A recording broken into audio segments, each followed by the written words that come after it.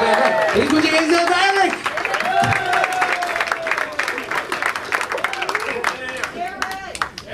All right, guys, come on, we can do a little bit of this.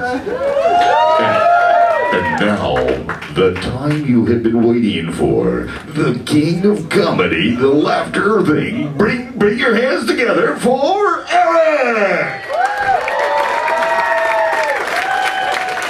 Hey, everybody, hey, all right. What a beautiful crowd, what a great people you are here. I tell you, the Improv, what a wonderful place. Thanks, Matt. Thanks, class. You guys are wonderful. Wonderful. I tell you what, I am flowing better than the money off of Capitol Hill right now. Even twice as stimulated, too, I tell you. Unbelievable. Great places, Improv. Great place. You know, have you guys tried the new house drink? There's a new house drink out now? Yeah, it's called the Britney Spears. Yeah, it's like a Shirley Temple, but it's mixed up with a lot of Coke and has no cherry, you know?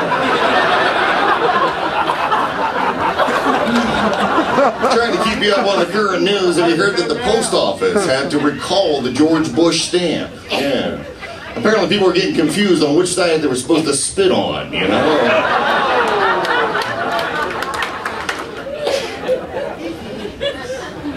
We're having technical difficulties. Please stand by. All right, we're back. You know, who was at inauguration? Good guys all at inauguration? Yeah, man, I'll tell you, it was colder than a penguin's butt out there. In fact, it was so cold, I wanted to change the president's name to Barack.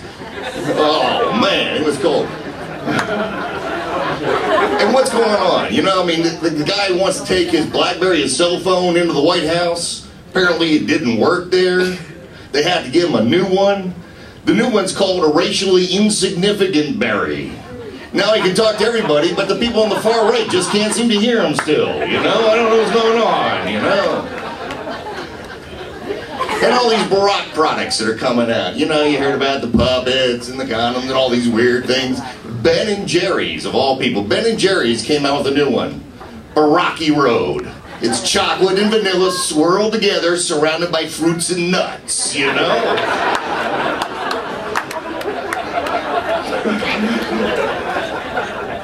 Unbelievable, unbelievable. So, you know, going back, you know, I don't know if you know, but I'm divorced. I'm happily divorced. But I was thinking back to the time, not too long ago, I was having breakfast with my wife, and we were sitting down, and you ever have one of those Freudian slips? You know, those things where you're thinking one thing, and another thing comes out of your mouth? So I'm sitting there at breakfast, and I'm thinking to myself, honey, could you pass the oatmeal over here? And of course what comes out of my mouth is, you gold-digging bitch, you've ruined my life. Unbelievable. Unbelievable. How about that Michael Phelps? Oh man, on the road to life he hit a pothole, didn't he? I tell you. Now, apparently he's all depressed from his lost endorsements. Medically speaking, that's called lost contractitis. My recommendation? Medical marijuana. That should fix that, no problem, you know? And you know, eating those 2,000 calories a day, I finally figured it out. He had an Olympic munchies, you know? He was out there just chowing down on that stuff. Unbelievable. So, you know, when we were married, you know, my wife and I, we had this thing where we would name each other's body parts, little cutesy names, you know? Sometimes they would. So I decided to name my wife's legs, named her left leg Christmas, named her right leg New Year's. She did a lot of entertaining with lots of strange men in between the holidays, you know? It was unbelievable. My wife, she dresses to kill. You know, she used to dress to kill. Of course, the problem was she cooked that way, too. And one time she tried to cook a turkey. She cooked it for 4.5 days. I said, 4.5 days, why so long? She said the package said an hour per pound, and I weigh 108, you know?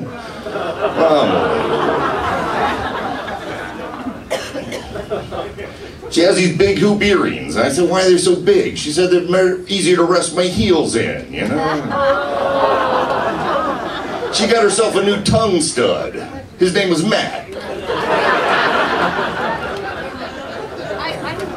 She told me the other night, one time she told me, she said, you know, I want to make love in the back of a limousine. Do you mind driving? I I said, no, we can't go there. Can't go there. I said, look, if you're not in bed by 11, come home, for Christ's sakes, you know?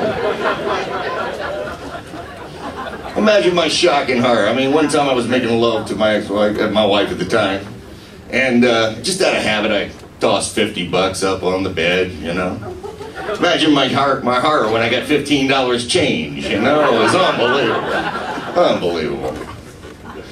One time I came home early and found my wife in bed with my best friend. Best friend was terrible, terrible.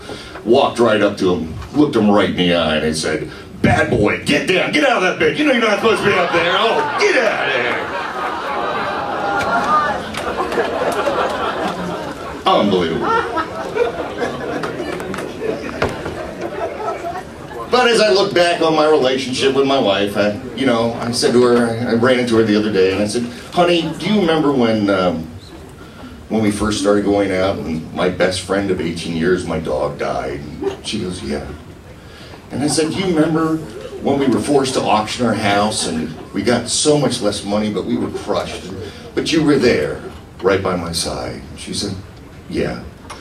And I said, "Do you remember when we lost all of our money in the stock market, and we were just wiped out?" And she's, "But you were there, right by my side." I said, "Yeah."